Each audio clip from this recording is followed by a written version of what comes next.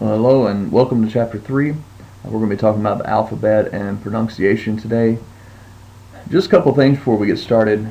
Number one, I want to just make sure that we're clear on how all the assignments are going to go each week whenever you come in. You're going to log on to the website and go ahead and go in, find Elementary Greek 1, and then you'll look at whatever week we're on, and every week will be pretty much the same. You'll have a PowerPoint video to watch, which is the lecture for the chapter. So you're going to watch that video, and then I will assign you at the end. For example, at the end of this presentation, I'll tell you what your homework is, but I'll also have something on the website to tell you, of course, what your homework is or what expectations are for this week and things like that. So just be sure to check all that, but come in each week to listen to and watch the PowerPoint videos. I also want to encourage you to have your book, your textbook with you whenever you go through this video, because then you'll be able to follow along in your textbook. You can glance up at the screen, but you should be able to just follow right along in your textbook as I teach through this. So if you don't have that in front of you, go ahead and get it and turn to page 7 in your textbook, and we'll talk about the alphabet and pronunciation. Alright, the Greek alphabet has 24 letters. At first, it's only important to learn the English name, the small letters, and pronunciation of them for right now. One of the things that you're going to notice as you look down through the Greek letters is that almost all of them are in, well, all of the ones we'll look at today are in lowercase. But even as you read through Greek text or you read some of the sentences later that you'll have in your workbook, you'll notice that almost all of them are lowercase. And that is because in the Greek language, you really don't have or see the uppercase unless, of course, you're looking at a name or the first word in a quotation or the first word in a paragraph. So every paragraph, the first word begins with the capital letter, but at the beginning of the next sentence, or it's all lowercase after that, unless again you find a proper name or a quotation is being made. They'll capitalize the first letter then. But otherwise, all the letters that you'll be seeing and reading will be in the lowercase. And so that's how we're going to be learning them. And in your workbook, that's how you'll be writing them. We're not going to practice writing the uppercase right now. We're just writing all lowercase letters. So when you do your homework a little bit later, just that's why there's no uppercase. So just all of your letters just to be in the lowercase.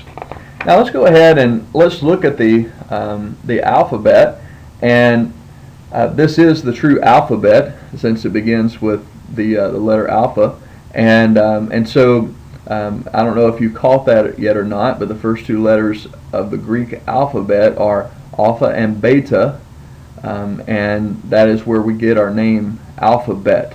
And so that's what we're looking at today. Is we're going to learn how to pronounce each of the different letters. Now each letter has a name, just like the names in our alphabet. We have A, B, C, D, E, F, G, all those different letters, of course. And notice that each letter, as we say the name of the letter, each letter has a certain sound. It's like we have the letter Q, and that's the name of the letter. But then when we read that letter in a word, we don't say Q. We give a K sound, or if it's a QU, we give a Qu sound.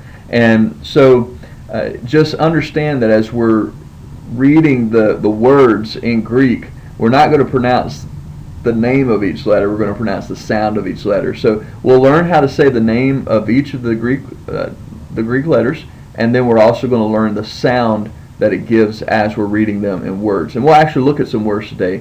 And so you will be speaking Greek to an extent today as you go through this lesson, because I want you to practice saying this stuff out loud with me. And so our first letter is the letter alpha. Now I know that sounds a little different than how we usually see it, like on fraternity signs and things like that. We say alpha, beta, and a lot of times when you hear that letter pronounced, it's pronounced as alpha. I want you to look over and notice that it says that the letter is to be pronounced like the A in father. Now, also understand, while we're still on alpha, understand that the pronunciation that I want to be giving you, you may meet another Greek student and they may pronounce some of these letters a little differently than you do, or a little differently than I teach you in this. And one of the things that you'll notice in your book as you read there is that we don't really know how Biblical Greek sounded exactly. The best we can do is just guess or compare it to modern Greek today. We do know that some things have changed between the Koine Greek and the modern Greek. But what I'm going to give you is just a standard pronunciation of each of these letters. And so just go with that. Alpha needs to be pronounced as the A in father. So like you would say father, you'd say alpha. Now alpha can have a long or short sound, so there may be some times where you do pronounce it long, but for our alphabet as we're pronouncing it, we're going to say alpha. Now your next letter is beta, and beta, when you see it in the word, it sounds like the B in Bible, makes a B sound, beta. Your next letter is gamma, and it is pronounced like the G in gone, so it makes a G sound. So say that, gamma, gamma. Your next letter is delta, as the D in dog, and so it will be pronounced as duh, just like a D in English, duh, delta. Then you have a vowel here, epsilon. And epsilon is pronounced as the E in met. So anytime you see the epsilon in a word, and there may be some different cases that, some different inflections that we'll talk about later, but when you see the epsilon, it makes a eh sound. So you have alpha, a, beta, b, gamma, g, delta, d, epsilon, eh.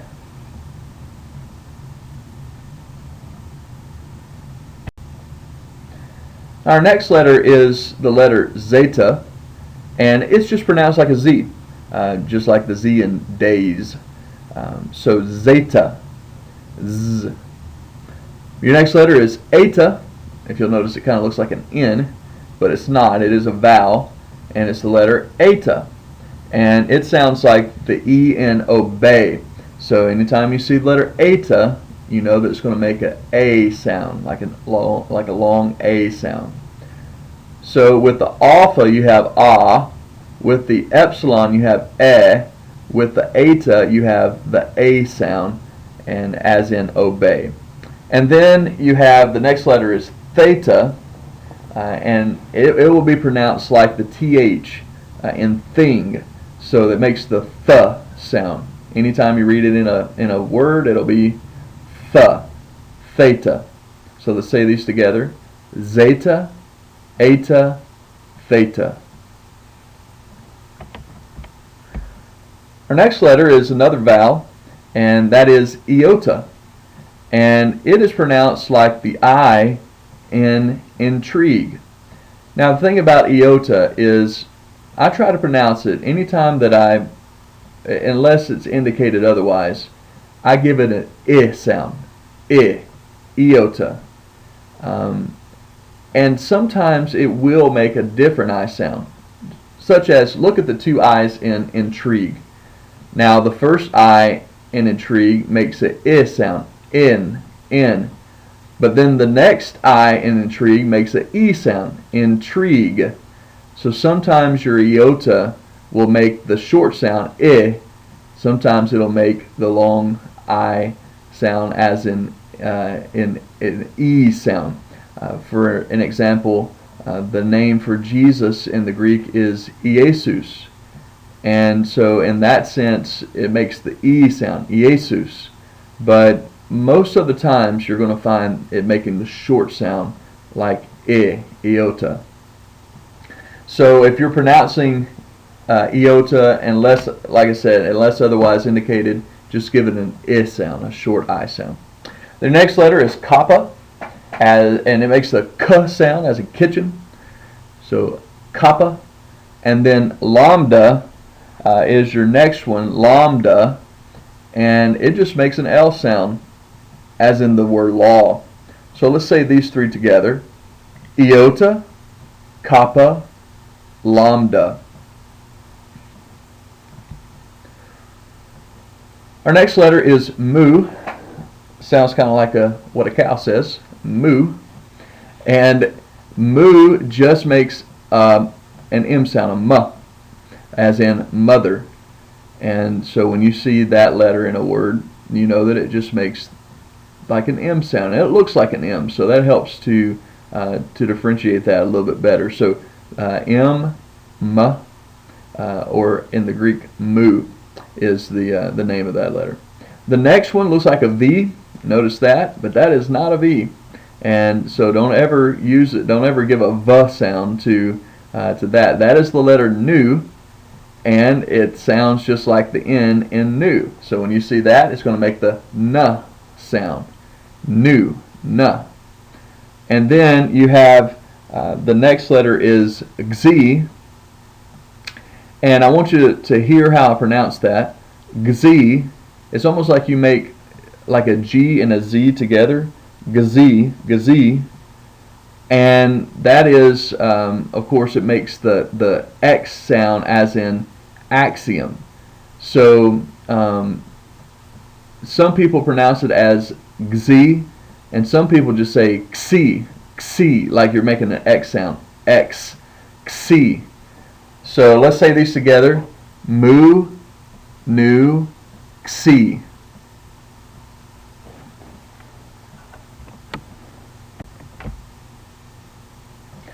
Our next letter is Omicron, and it is pronounced as the O in not. Now, this is another letter that has a couple of different pronunciations. That's one of the ones that perhaps if you speak to another Greek student, they may pronounce it a different way. Our book teaches us to say it as Omicron, and that helps to differentiate between the last letter of the Greek alphabet, which is omega. And omega always makes that O sound. So the way that we're going to pronounce this letter is with the short O sound, Omicron. And just know that sometimes it will have sometimes it will make the O sound, but most of the time it's going to be making an A sound, Omicron. Our next letter is, as most of you have already seen that and probably know, we call it pi in our English, American English, but it's actually pronounced P. Now remember that if you're looking at your book, you have P-I as your English, spelling of that word. Then you have a P iota, and remember that iota makes an I sound, not an I sound. So this is the letter P. I don't know if we'll ever meet face to face, but I don't ever want to hear you say pi. Say P, and that is that letter P. Just like our English letter, we have A, B, C, D, E, F, G, H, I, J, K, L, M, N, O, P, and that's how you pronounce this letter as well. And it sounds like the P in peach, so it'll always make that P sound. Now that gets a little confusing because the next letter in the Greek alphabet looks like a P, but is actually a rho, and that's how you say that letter, rho. And the rho is equivalent to our letter R in English, and it sounds like the R in rod. So when you see that letter at the beginning of a word or anywhere in a word, it's going to make the R sound like an R. It's not a P. So let's say these together: Omicron, P, rho. Now your next letter is the letter sigma, and I want you to notice that there's two different forms of this. If you ever see the letter sigma at the beginning of the letter, in the middle of the letter, anywhere except for the last letter of the word, it's going to look like that. It looks like a little O with a tail sticking out the top of it. And that is the letter sigma. The next little one that looks more like an S to us is final sigma.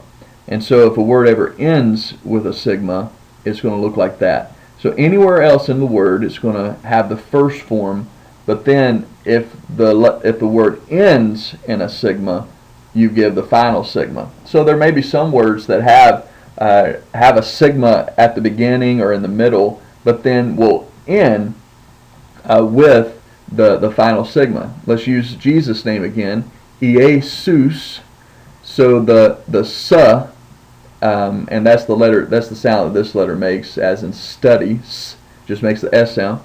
In Iesus, the first s that you hear is sigma, and it looks like our first writing of that. And then the last s that you hear in Iesus is that final sigma, and you'll see this a little bit later on and be more clear. But just know that the first is just your regular sigma, the second one there is your final sigma. Then we have the letter tau, and tau looks like a T, sounds like a T, and is pronounced as the T in talk. And so it's the letter tau. And then you have the letter upsilon.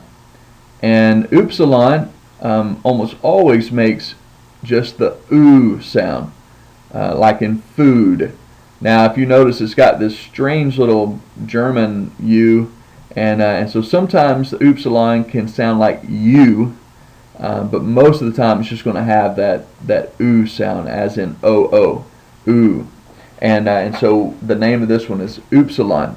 So let's say these together: sigma, tau, upsilon.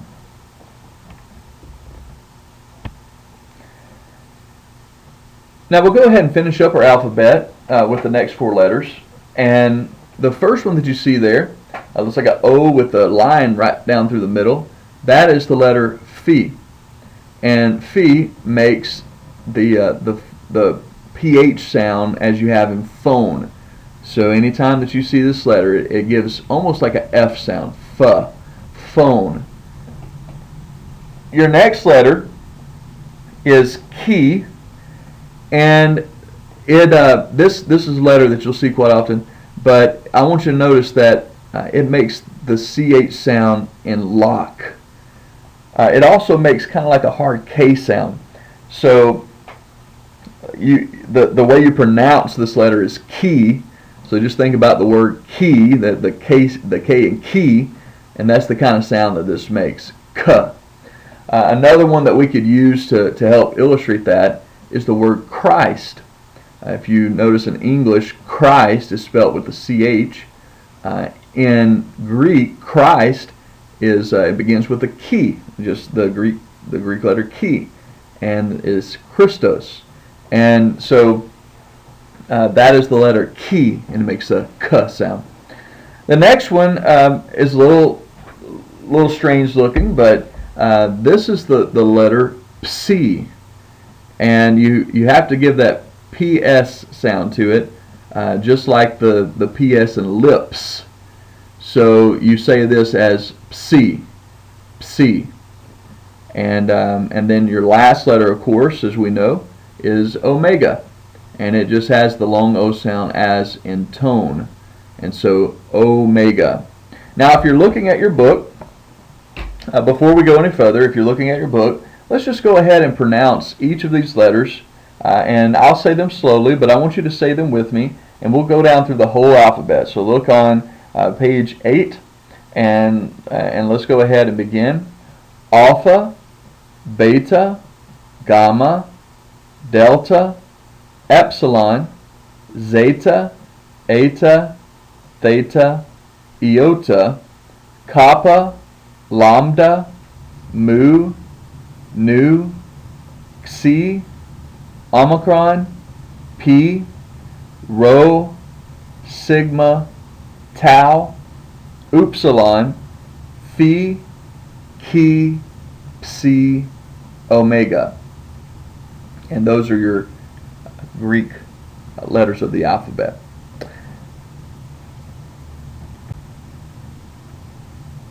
Now, I'll get to the vowels here in just a second, but if you're in your book, look on page 9, and it talks about writing the letters.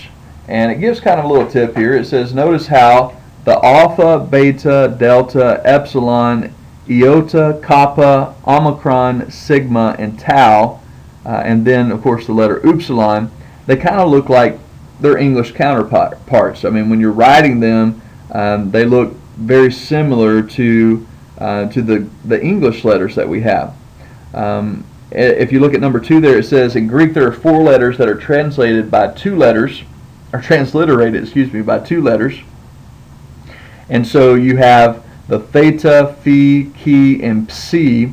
And remember that each of these are going to have like that 2-letter sound. Th, fa, ka, and psa. All right. If you look at on page 9, number 3, it says it's important that you do not confuse the following. The eta it does kind of look like an English N, but it's a vowel, and so it's pronounced A. You have the nu, which looks like a V. You have the rho that looks like our English letter P. The chi looks like an X, and then omega looks like a W. So don't always try to make it look or sound like the English letter, but just take note of the ones that are similar. Now in the Greek, there are 2 vowels in the, not 2 vowels, I'm sorry about that. The vowels in the Greek are alpha, epsilon, eta, iota, omicron, upsilon, and omega. So there's 7 vowels, not 2. And so it's just important to know that. You'll actually, in your workbook, you'll need to write out the 7 different vowels. But I want you to notice, a couple of those do look like consonants. You have the eta, again, looks like an N. You have the omega, that looks like a W, but these are vowels, and they make vowel sounds. So those are your 7 Greek vowels. Now, you're going to learn the alphabet best by trying to pronounce all these letters aloud. And in your homework, which I'll assign in here a little bit, in exercise 3 in your workbook, you'll actually be writing out each of the different letters, and you'll need to write them several times. What I want you to do, regardless of how silly you sound, is I want you to write them, but I want you to pronounce them aloud as you do. So each time you write the letter alpha, say alpha out loud. And what that's going to do is going to help you to remember the pronunciation of them, because we've got to learn the alphabet. If we don't learn the Greek alphabet, we can't do anything else. Just like if you don't learn the English alphabet, you can't read or write sentences or do anything in English until you learn the alphabet. So we have to learn this Greek alphabet. So write those down, pronounce them, say them to a friend over and over and over again until you can get all the Greek alphabet down. Now, the name of a consonant is formed with the help of a vowel. If you're looking in your book on page 9, we're on 3.3, pronouncing the letters. And look at number 2. It says the name of a consonant is formed with the help of a vowel, but the sound of the consonant does not include that vowel. And that's what we were saying about some of our Greek letters, is just like in the letter mu, you have if you say the name of that, it says mu, but when a mu appears in a word, there's no u sound, so it's just ma, mateo, and so mathetes, and so you have the ma sound that sounds like our m. Let's skip on down to number 4 there on page 9, under 3.3. And it says the gamma usually has a hard G sound, as in get. However, when it's immediately followed by any of these letters, the gamma, kappa, chi, or xi, it's pronounced as an N. And we have an example under this that has the word If you look at this, you see a Greek word there, alpha, gamma, gamma, epsilon, lambda, omicron, sigma. That is pronounced not agalos. You see the two gammas, and gamma makes a g sound like a G, but this is actually pronounced angelos. And so when you have two gammas like that together, and that's usually the form that you're going to see, is two gammas together. When you have two gammas together, the first gamma will take an N sound, and then your second gamma retains the G sound. And so instead of agalos, that would be angelos. It's just one of the many little rules that you have to keep in mind as you're learning Greek. And when you have a gamma pronounced like an N, such as that first gamma in angelos, when that gamma is pronounced like an N, it's called a gamma nasal. And so that's going to be important for you to remember. You may highlight that or underline that. It's pronounced. When it's pronounced as an N, it's a gamma nasal. All right, let's go on to page 10 and look at the top 3.4. We're going to talk about breathing marks for just a second, and these are those little accents that you'll see. If you look and on the PowerPoint here, on the second line you have the word smooth, and then you see a Greek word in parentheses, and that is the Greek word apostolos. And so if you'll notice under the alpha at the beginning of the word, just above that, that is a breathing mark. It looks like an apostrophe almost, but it's a breathing mark. And we're going to talk about the two different breathing marks. If you look down on your PowerPoint, under the next one, it says smooth apostolos, and so you have one breathing mark. Then you have rough, and under the first upsilon, you have it looks like the other one, but it's turned the tail is turned the other way, and that's a rough breathing mark. And so I just wanted you to see these. But let's talk about the two different ones. So again, on page 10, up at the top, it says Greek has two breathing marks. Every word beginning with a vowel or a rho has a breathing mark. Now let's talk about the two different breathing marks. The rough breathing is this apostrophe looking mark placed over the first vowel. Now I want you to notice that the rough breather, and that's what we call it, a rough breather, the rough breather, the tail hooks to the right. And they're always placed over the first vowel, and the rough breather gives a h sound, almost like an H. And so if you look at the word, it has upsilon, p, epsilon, rho. You wouldn't pronounce that as ooper, you would pronounce it as hooper. And so that rough breather gives it an H sound, huh, hooper. Every word that begins with the rho or upsilon takes this rough breathing sound, and so hooper. Now the smooth breathing is this another apostrophe looking deal. I want you to notice that the tail curves to the left. It's placed just like the other one is over the first vowel, but it's not pronounced. So if you look back on the PowerPoint, you have the word apostolos, and you'll notice that the smooth breather, it curves to the left, but it has no extra sound to it. It doesn't make an H sound. It doesn't affect the pronunciation of the word at all. It's just there to let you know that it's pronounced smoothly instead of roughly. And so if a word begins with a capital single vowel, as you'll look down at the bottom word in your PowerPoint, that is the Greek word for Jesus, Iesus. And I want you to notice that the iota is capitalized in Iesus, but the breather is not above it, it's to the left of it. And so anytime that you have a capital letter, a word that begins with a vowel, and that vowel is capitalized, your breather will be to the left. It could be a rough breather or a smooth breather, but you'll notice it to the left, and so you'll need to look at that to know how to pronounce it. If that, just for instance, if in the word Iesus, if that had been turned the other way, that would be a rough breather. It would be pronounced Hiesus, which that will never happen. but I'm just telling you how it would affect the pronunciation. So you always need to look, if you have a capital letter that's a vowel, you always need to look to the left of it and see what kind of breather is given to it, so that you know how to pronounce that particular word.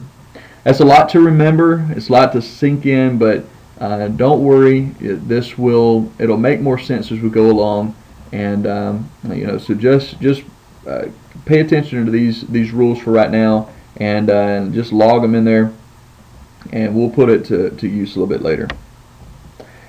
Now, the next thing that we're going to look at are diphthongs, and I don't know if you remember diphthongs from English class, but let's look at what diphthongs are. We're going to actually look at our book instead of the PowerPoint, so just go ahead and listen. Page 10, 3.5. A diphthong is two vowels that produce one sound, and we have many of those in English. I think if I can.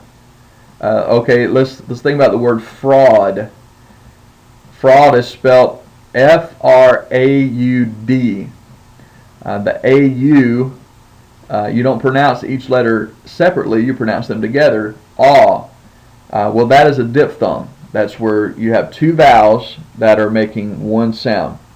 Now, in a diphthong, you'll notice that the second vowel in a diphthong is always either an I or, always either an iota or an upsilon, and they are pronounced as follows. You have alpha iota, which is pronounced as I and I'll. You have the Greek word iro over to the right there, and we're going to look at each of these individually. You have epsilon iota. It's pronounced as the A and 8, and actually we have the Greek word a over to the side there. You have oi, omicron iota. It sounds like the oi in oil. And then you have the Greek word oikia over to the right over there, which I believe means house. You have all is your next one. That's alpha upsilon. And oh, you know what? It actually gives a different pronunciation here. So this wants us to pronounce it as ow. So it's going to be pronounced as ow, alpha upsilon, as in sauerkraut. And then you have the Greek word altos, which I always pronounce it as aw, like altos. But we'll just go ahead and do it as the book says, altos, and that means him or he. Then you have oo, which is omicron upsilon. It sounds like the oo in soup. And then you have the Greek word oude, and we'll go down to the next two. You have we. That's an upsilon iota, and it sounds like the we in sweet. So it almost makes a W sound. We. And so it sounds like the we in sweet. Look over to the Greek word. I want you to look at how this is spelled. Upsilon, iota, omicron, sigma. Notice that above the iota, you've got a rough breather.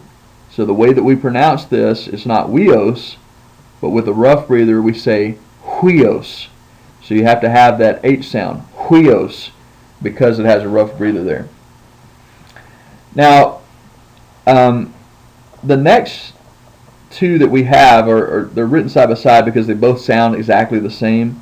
You have epsilon upsilon, and you have eta upsilon, and they sound like the oo in or the u in feud. So u.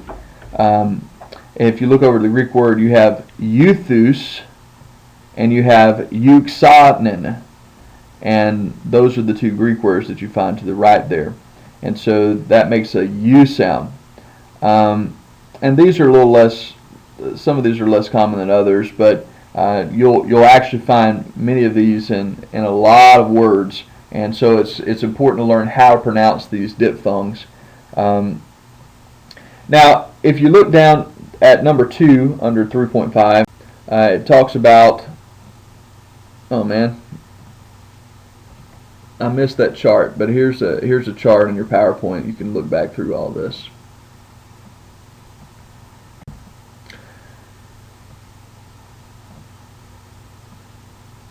Now, if you look on number 2 under 3.5, it talks about an improper diphthong, and we will never, after this moment, call it an improper diphthong again. What we're going to call it is an iota subscript, as you find at the end of that sentence. But an improper diphthong is made up of a vowel and an iota subscript.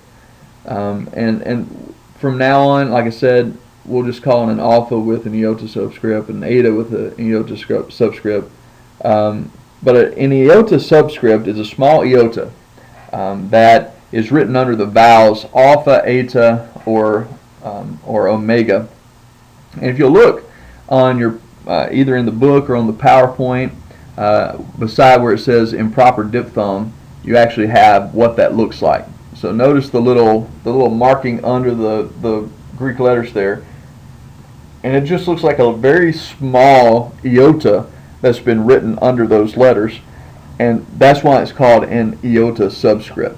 It has nothing to do with pronunciation. You don't pronounce it any differently than you would if it was just an alpha by itself, but it does change the meaning of the word, and so that's why you need to pay attention to that. If you see an iota subscript, such as if you look down at the omega with an iota subscript, there's actually a word that's just an omega, and then there's another word that's an omega with an iota subscript, and they're two different words. So if you don't catch that difference, then you may be looking or thinking it's a different word. So the iota subscript is very important for the interpretation and translation of a word. So just be sure to always pay attention to those iota subscripts. Now, if a word begins with a diphthong, as you notice up in our list of diphthongs earlier, if a word begins with a diphthong, the breathing mark is placed over the second vowel of the diphthong. So we were teaching you earlier about the rough and smooth breathers, but and they're always placed over the first vowel in a word. But what if a word begins with a diphthong? Well, if it begins with one of these, then what we do is, instead of putting it over the first vowel, we put it over the second vowel. And it has some examples here. If you're looking in your book at page 10, it has on 3.5, number 3, it says if a word begins with the diphthong, the breathing mark is placed over the second vowel of the diphthong, and then you have the word I-teo and I-guptos.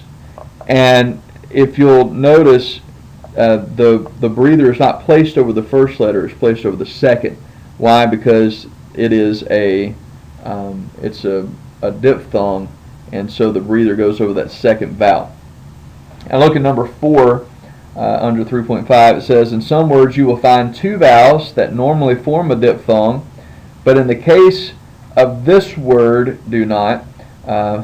To show that these two vowels are pronounced as separate sounds, a diaeresis is placed over the second vowel. And that's just basically 2 dots. And so if you look down under this, and I also have it on the PowerPoint, the last dot on the PowerPoint says diaeresis, and you have the Greek word asaios. Now this is confusing, I'm sure, but let's look at the spelling of that word. You have capital eta, you have sigma, alpha, iota, alpha, final sigma. Well, we just talked about diphthongs, which is where two vowels go together and make one sound. The first of our diphthongs was alpha iota. If you look in the middle of that word, you've got an alpha iota there together. But what that diaeresis, those 2 dots above the iota, what that tells you is that this is not a diphthong, and this alpha and iota are not to be pronounced together. So you have to break it up. So the way you say this is not asaios, it's asaios. Esaias. And of course, that's the Greek word for Isaiah. But just notice the pronunciation of that. If you look on page 10, down at the very bottom under number 4, the second paragraph there says, I normally forms a diphthong, alpha iota normally forms a diphthong, but in the case of Esaias, the diaeresis indicates that the alpha iota forms two separate sounds, and so it gives you the syllabification of that, Esaias. And it's kind of like we pronounce the word naive in English. So if you just notice how those vowels are broken up. Now on page 11, let's just hit a summary of some of the highlights of this lesson. Number 1, let me remind you that it's essential that you learn the Greek alphabet right away. You can't learn anything else until you do. So practice the Greek alphabet. I want your wife to be able to say the Greek alphabet if you're a man. I want your husband to be able to say a Greek alphabet if you're a married lady. I want your boyfriend to be able to say the Greek alphabet if you're a single lady, or vice versa if you're a male. I want your friends, your family, your kids, everybody needs to be able to say it, because that's how much you need to be practicing it. And so practice over and over and over the Greek alphabet. And don't worry about saying it fast, just say it. The best way, if I could give you a tip, the way that I learned it was I learned them in groups. So if you look back on your page, on page 8 is where you have the Greek alphabet. If you look on that page, I would group them up. Alpha, beta, gamma, delta, epsilon. Maybe just do those 5 together. Or make them shorter than that. But just keep practicing alpha, beta, gamma, delta, and then add some more to it once you have those down, and learn them in groups.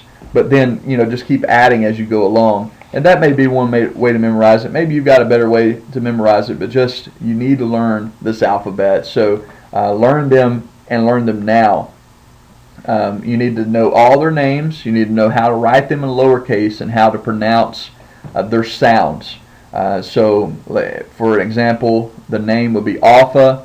You need to know how to write the Alpha in lowercase, and then that it is pronounced like Ah and Father. And so try to learn all those. If you look down at number 3 under the summary on page 11, it says the vowels in Greek are alpha, epsilon, eta, iota, omicron, upsilon, and omega. And so you need to know what your Greek vowels are. Remember the breathing marks at the beginning of a word. The first vowel, if the word begins with a vowel, it's going to have some kind of breathing mark, either a rough breather or a smooth breather. And so you need to know how those breathing marks look, and how it affects the pronunciation of the word. And then number 5, just remember what a diphthong is. That it consists of 2 vowels pronounced as a single sound. And so just remember those diphthongs. Be looking for them, and we'll work on this as we go along. That's one of the things about not being in class together, is I can't hear how you're saying this. So I don't really know whether you have the pronunciation down or not. So it creates more work for you. And so you need to be very mindful of when you see those diphthongs together. And go back to this page, go back to this chapter if you're having a trouble pronouncing that word, and remembering how that diphthong sounds. And that'll help you with learning how to pronounce it. And then look at number 6 under the summary. It says on page 11, number 6, it says an improper diphthong is a diphthong with an iota subscript under the previous vowel. The iota subscript does not affect the pronunciation, but it is important in translation. And so just remember those words with the little iota underneath. That's the iota subscript. Now let's go ahead and assign you your homework for this week. What I want you to do is go to page 1 in your workbook and do exercise 3. Exercise 3, as you'll notice, is 4 pages long, and you'll be writing your alphabet or your alphabet over and over again. and then answering those questions at the end of the exercise. Remember how I want you turning those into me right now, unless we can figure out a better way later on this semester. Right now, the best way is for you to find out a way to scan it or take a photo with it if you have a good smartphone camera. And then you can either text or email that to me. On our class website or database, whatever you want to call that, if you go back to it, there should be a form there that'll have all that information. You probably will have an email somehow with my information in it. So just find my email address or my phone number and text that to me. And when you do that, let me know what your name is, so I can save you as save you and know who you are in the future. This is like Greek kindergarten, so be sure to write your alphabet all the way across for each letter. Don't do what my kids do and write them gigantic, so you only have to write it 4 times. This is for you. It's for your practice. So write them across, and then answer the grammar questions by looking in your textbook. And feel free, on this exercise, feel free when you get over to the grammar questions. If you can't remember what all the vowels are, absolutely go in your textbook and find out what that is. And that's how you're going to learn. But when we get to the reviews, don't use your textbook. All right, thank you. I hope you've enjoyed. I hope you got something out of this class. If you do have any questions, if anything was unclear, then again, feel free to contact me through either of those ways, through the text message, phone call, or an email. Have a great week, and we'll be back together next week for Chapter 4.